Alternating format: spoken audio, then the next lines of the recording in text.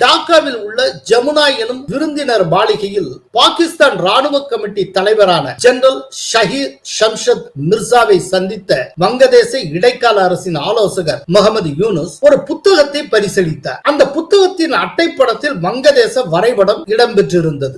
இடம்பெற்றிருந்த வரைக்கும் ஒன்றுமில்லை. அதற்கு பிறகுதான் ஒரு கிளைமேக்ஸ் இருக்கிறது. பாகிஸ்தான் விருந்தினருக்கு முகமது யூனுஸ் தந்த வரைபடத்தில் இந்தியாவின் வடகிழக்கு மாநிலங்கள் அனைத்தும் வங்கதேசத்துக்கு சொந்தமான போல சித்தரிக்கப்பட்டிருந்தன. இந்த விஷமத்தனத்தில் இருந்து யாருக்கு என்ன நோக்கம் என்பதை நாம் புரிந்து கொள்ளலாம்.